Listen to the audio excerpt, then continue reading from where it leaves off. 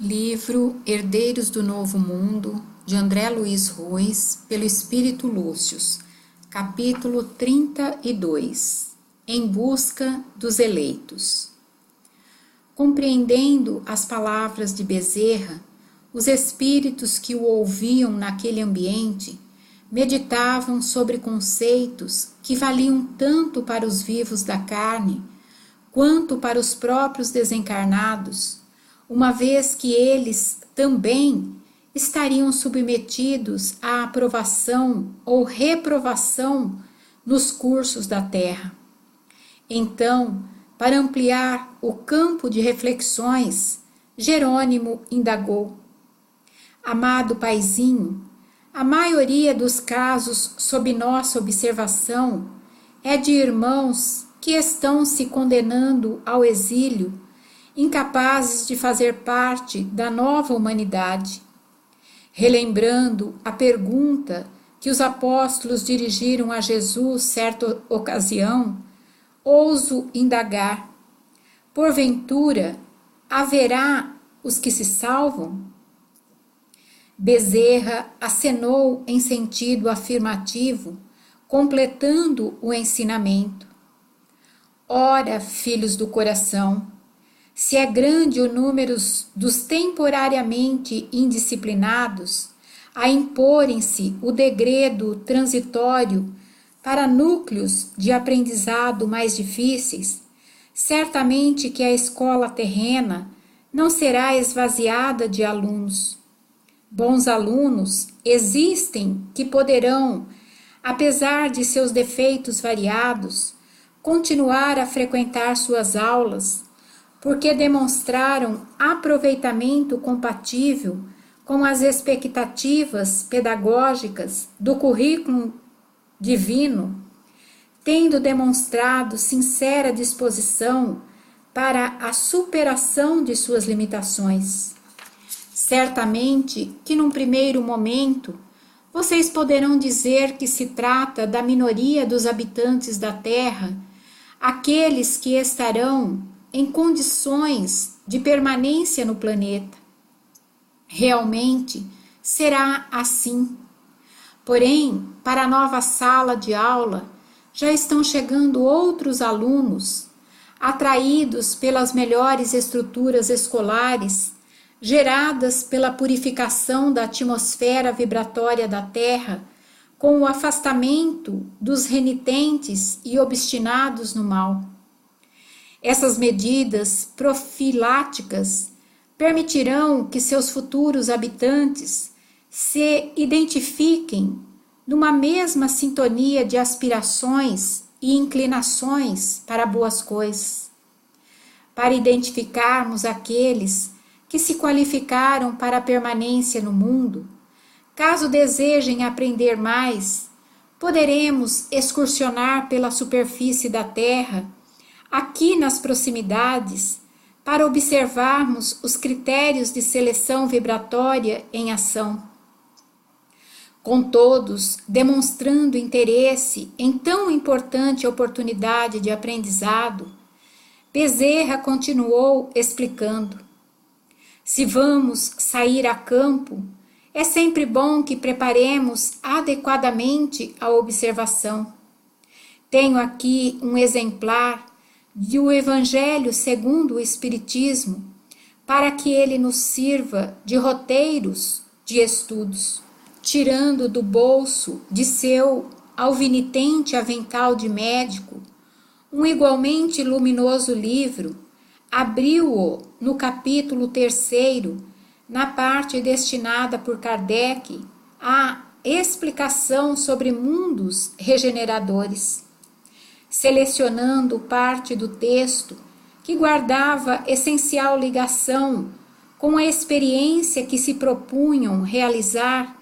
Bezerra considerou: encontramos no Evangelho as seguras indicações dos critérios espirituais que possibilitarão a qualquer interessado possam promover a chamada, abre aspas, salvação, fecha aspas, objeto de pergunta de Jerônimo e das preocupações de grande parte dos seres humanos. Uma vez que a Terra caminha na direção da regeneração, o Evangelho oferece as indicações qualificadoras dos que poderão habitar um mundo dessa categoria. Tomando o exemplar, iniciou a leitura de pequeno trecho. Abre aspas. Os mundos regeneradores servem de transição entre os mundos de expiação e os mundos felizes. A alma que se arrepende encontra neles a calma e o repouso e acaba por depurar-se. Sem dúvida, em tais mundos o homem ainda se acha sujeito às leis que regem a matéria. A humanidade experimenta as vossas sensações e desejos, mas liberta das paixões desordenadas de que sois escravos. Neles, não mais de orgulho, que faz calar o coração, de inveja que o tortura, de ódio que o sufoca. Em todas as frontes, vê-se escrita a palavra amor. Perfeita equidade preside as relações sociais, todos se revelando a Deus e tentando ir a Ele, seguindo suas leis. Fecha aspas. Basta atenção na leitura para começarmos a observar onde estão as importantes indicações dos critérios de seleção na avaliação dos candidatos, tomando-os pelo modo de proceder nas menores coisas. Como podem observar, o mundo regenerador é um orbe habitado por espíritos que se arrependeram. O arrependimento sincero é a primeira condição essencial para nele ter assento, porque é a expressão da consciência que reconhece o erro cometido, ao invés de atribuí-lo a outrem, demonstrando a responsabilidade pelos próprios atos. Ao mesmo tempo, é o primeiro passo para a correção do erro, como consequência da culpa e do desejo de melhorar. Sairemos em busca dos verdadeiramente arrependidos, os que estarão revestidos da primeira condição para a salvação. Não se trata, porém, do arrependimento mentiroso daqueles que se arrependem de não terem roubado mais, de não terem sido tão cruéis quanto poderiam ter sido, de não terem prejudicado os outros como seria possível fazer. Não estamos falando aqui de arremedos de arrependimento, nem dos que se lastimam por ter perdido a chance de serem melhores do que foram. Estaremos em busca do arrependimento, que significa reconhecimento da própria culpa em grau amplo e absoluto. É a posição da alma em relação ao juízo que faça sobre si. Não se trata de sentimento vinculado apenas a um âmbito da vida, como alguém que se arrepende de ter falado uma palavra torpe, mas que continua a agir de maneira indigna. Temos muitos que se arrependem no varejo, mas que continuam agentes do mal no atacado. Compreenderam? Sim, doutor, respondeu Adelino. Estaremos procurando os que fazem do arrependimento o resultado de um profundo exame de consciência sobre seu modo de ser e viver, e não sobre pequenos comportamentos do dia a dia. Perfeitamente, meu filho, os estudiosos das estrelas sabem que através da luz que elas emitem, podem descrever os diversos materiais de que são formadas, porque cada elemento químico produz uma coloração em determinada faixa de onda do espectro. Decodificando o raio luminoso que esses focos estelares emitem, desde os profundos rincões do espaço, sem saírem da Terra, os astrônomos sabem dizer quais são os elementos químicos de que são compostos. Isso também ocorre em relação à luminosidade ou ao campo de energias que cada criatura produz. Observando as emanações que circundam cada pessoa, economizaremos tempo e encontraremos mais rapidamente aqueles que buscamos. Cada pessoa possui um padrão de sentimentos. Nesta etapa de nossas buscas, fixemos nossa atenção na questão do arrependimento. Sua luminosidade específica se projetará ao redor daquele que estiver sob a sua influência, evitando que percamos tempo com outros estados interiores, ao mesmo tempo em que a intensidade desta luz indicará se é um arrependimento fugaz ou se realmente atingiu as fibras mais profundas da alma. Terminada a explanação, Bezerra se voltou para o grupo e convidou: podemos ir? Além do querido médico, o grupo expedicionário era composto pelos experientes espíritos Ribeiro, Jerônimo e Adelino, que apoiariam os demais nos deslocamentos, além de Alberto, Alfredo, Horácio, Plínio, Lorena, Dalva, Cornélia e Meire, os trabalhadores desdobrados durante o sono de seus corpos. Nosso primeiro destino será um dos cárceres de nossa cidade. Não há melhor lugar para entendermos o peso da culpa e a ação do arrependimento do que esse, no qual os homens têm de enfrentar o peso dos equívocos na própria carne, recordando que não importa se a justiça terrena cometa erros ao aprisionar inocentes. O importante é que nos lembremos que a cada pessoa só acontece aquilo que está dentro de suas necessidades evolutivas, inclusive as injustiças decorrentes dos equívocos legais, fazendo cada um suportar os males que um dia tenham igualmente provocado. Poderia não merecer o cárcere segundo a exatidão dos cânones jurídicos, mas em realidade estava em débito com os códigos divinos que o conduziram ao ambiente onde permaneceria com a finalidade pedagógica e expiatória. Impulsionados pela vontade firme do condutor do grupo que os organizou, Ribeiro, Jerônimo e Adelino, nos vértices de um quadrado, Bezerra localizou os outros no seu centro, criando um campo de forças que os circundava, protegendo os que eram menos experientes, ajudando-os nos processos de volitação até o destino. Vista do alto, a cadeia era uma grande mancha escura, na qual a revolta, violência, ódio e conflito davam o tom, não importando se observassem o local das celas onde ficavam os presos ou o lugar onde se localizavam os escritórios administrativos.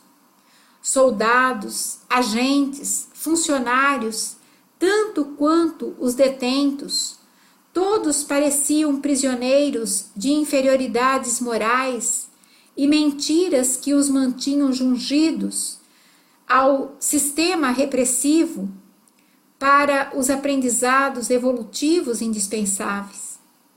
Fosse como cumpridores da sentença dentro dos cárceres, ou como seus guardadores, todos estavam lá para que aprendessem que as quedas geram consequências para os que se projetam nos delitos.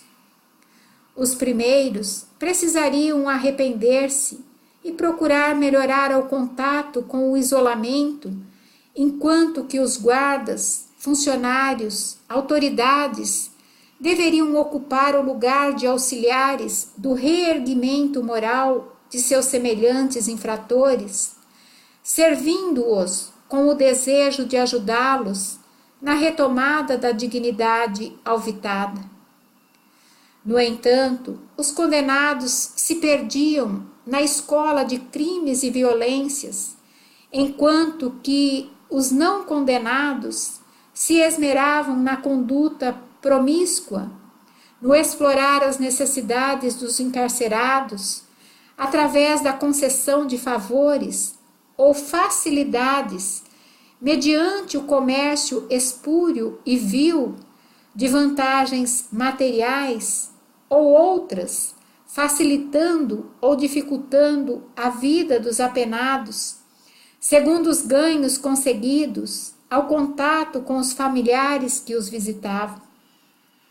Extorsões e ameaças eram práticas consideradas normais naquele meio, fosse entre os presos, fosse entre os que deveriam fiscalizá-los.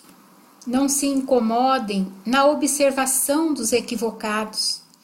Eles já assinaram a dupla condenação que lhes garante, além da permanência neste ambiente infeliz, a partida para outra penitenciária mais distante.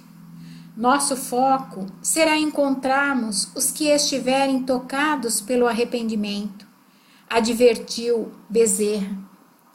Caminharam por pavilhões escuros, onde só se observava o conjunto de emanações pestilentas, como moldura escura e densa, revelando a natureza espiritual de seus ocupantes. No amontoado de corpos, em sistema de promiscuidade, não havia como encontrar, segundo os critérios aprendidos, onde pulsassem as ondas do mais ínfimo arrependimento. Foi então que, ampliando a sua capacidade de penetração, Bezerra exclamou: "Vamos ao outro lado, lá no fundo, diviso a emissão de um campo de energias luminosas, compatível com o que buscamos." Chegaram ao fundo, onde, em cárcere abarrotado, homens se amontoavam na tentativa de dormir, enquanto outros não conciliavam o sono, ainda que a noite já fosse alta. Sem se prenderem na observação dos que se entregavam às necessidades do sexo animalesco em ambiente tão impróprio, fosse com a anuência de seus companheiros ou através da violência do mais forte sobre o mais fraco, o grupo pôde encontrar um homem infeliz entregue à oração. Tratava-se de um rapaz que ali se achava já havia alguns meses e se entregara ao furto pelo desejo de obter ganhos mais rápidos para sustentar os filhos. Prejudicara o estabelecimento onde trabalhava e, depois de longos furtos, levantou a suspeita do proprietário que, cansando dos inúmeros prejuízos, flagrara o ladrão em pleno ato, surpreendendo-se ao constatar que se tratava do próprio funcionário. O benfeitor que lhe garantira o emprego era a sua vítima. Levado ao cárcere pela prisão em flagrante, não conseguiu liberdade por já ostentar a situação de reincidente. Naquele dia, o pobre havia recebido uma cartinha escrita pelos filhos sob a guarda da esposa. O papel tinha grafado desordenadamente, já que cada filho queria fazer um desenho mais bonito do que o outro, como um presente ao genitor. Espalhadas pelas linhas, frases puras que diziam: abre aspas, papai, eu te amo, fecha aspas. Abre aspas, tamo com saudades, fecha aspas. Abre aspas, volte logo, fecha aspas. Abre aspas, um beijão, pai, fecha aspas. A mãe lhes havia contado que o pai precisara viajar a trabalho e que demoraria a voltar, mas queria colocar a cartinha deles no correio para que ele a recebesse. Naquele dia de visitas, então, a mulher havia ido à cadeia ao encontro do marido e colocar em suas mãos o pequeno documento, junto com a amorosa carta escrita por ela mesma e que, apesar da precariedade de seus conhecimentos, vinha cheia do verdadeiro afeto, dizendo, abre aspas, meu bem, te amo, quero que saiba que a coisa tá tudo bem, os meninos tá bom, só a Michele que chora pedindo o pai. Eu sei que você é um homem bom e que se fez isso é porque queria dar coisas boas para nós. Mas quero te dizer que a gente prefere passar fome com você do nosso lado do que ter coisas boas com você longe de casa. Fui procurar um advogado do estado para ver se ele faz as coisas andar mais rápido. Não faz nenhuma besteira aí dentro não, hein? Nossos filhos estão esperando a volta do pai e eu a do meu companheiro. Te quero, tô com saudade. Beijo, Joana. Fecha aspas. A lembrança dos filhos, o carinho de seus pequenos, o amor e o sacrifício de Joana eram um alimento para o espírito de Benedito, o preso envergonhado que naquele momento, segurando os pedaços de papel que lhe valiam mais que pepitas de ouro, chorava silenciosamente, improvisando uma prece a Deus, na qual pedia perdão por seus erros. Lembrava-se de seu ex-patrão, a quem vinha furtando sistematicamente, e a vergonha aumentava ainda mais o seu pranto. No entanto, a recordação do lar distante, do carinho dos filhos e da simplicidade ingênua e amorosa da esposa aprofundavam em sua alma o arrependimento por tudo o que já havia feito de errado na vida.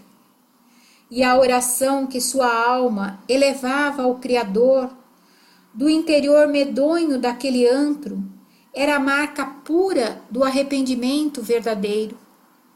Nunca mais, jurava ele, iria realizar qualquer ato que prejudicasse os outros.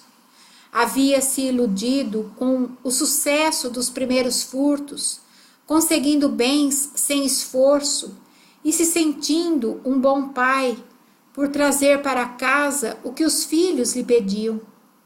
Comprometia-se a suportar a cadeia, além de jurar que, quando saísse, procuraria pelo ex-patrão e lhe pediria perdão pela atitude infeliz, pela fraqueza de caráter. Não sabia quanto tempo ainda permaneceria naquela situação tão dolorosa, mas pela saúde dos próprios filhos, jurava que se emendaria, que se superaria qualquer dificuldade através do trabalho honesto, ainda que fosse pedindo esmola.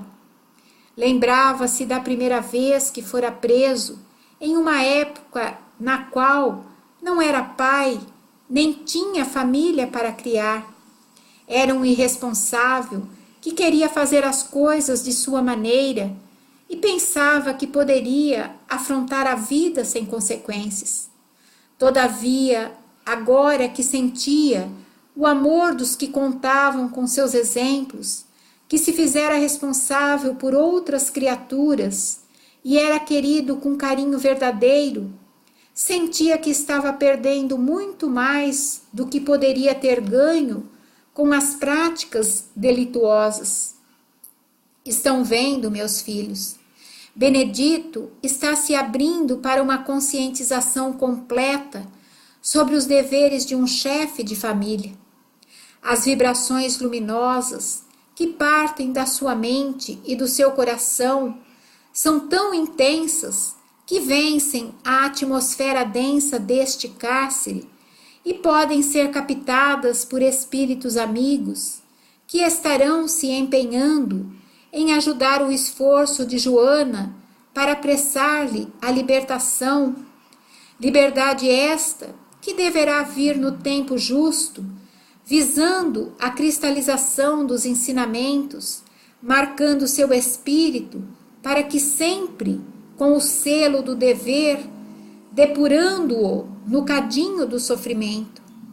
Benedito era um doente que está em processo de tratamento eficaz, aceitando a medicação representada pela restrição dos direitos como alguém que aproveita a oportunidade para crescer com ela. Se quando deixar esta cadeia, cumprir com estas palavras tão sinceras, se não se permitir voltar à desonestidade, se procurar o irmão lesado para desculpar-se, certamente contará com merecimento que o autorize a permanecer neste mundo. Todos os espíritos do grupo identificaram as emanações luminescentes que brotavam do pobre preso e, unindo-se às expressões de sinceridade que emitia, juntaram a dele às próprias orações, avalizando a solicitação de socorro e amparo aos céus, que certamente responderia em favor de um Benedito melhorado, graças à aceitação de suas culpas, ao remorso pelos atos praticados e ao arrependimento a que chegara, propiciado pelo carinho semeado pelos seus entes mais queridos em um pobre pedaço de papel. Ao redor, a escuridão física e moral campeava inalterada, mas no coração do pobre Benedito luzia a esperança de uma nova vida, como um possível integrante da nova humanidade, que seria composta não de seres purificados, mas ao contrário, de espíritos desejosos de melhoria, a partir do reconhecimento dos próprios equívocos e do esforço na reedificação da existência. Naquele lugar, não havia mais ninguém em cujo coração este tipo de reação se encontrasse tão patente e verdadeiro. Somente Benedito poderia ser enquadrado no conceito de arrependimento efetivo a lhe permitir o direito de aqui permanecer como um aluno preparado para as lições que a terra forneceria aos que haviam se empenhado na mudança e por isso conseguido a própria salvação. Deixando aquele ambiente de dor e aprendizado, Bezerra alçou voo com o grupo, agora levando-os a outra parte da cidade, onde, segundo suas palavras, poderiam encontrar outros exemplos de arrependidos verdadeiros.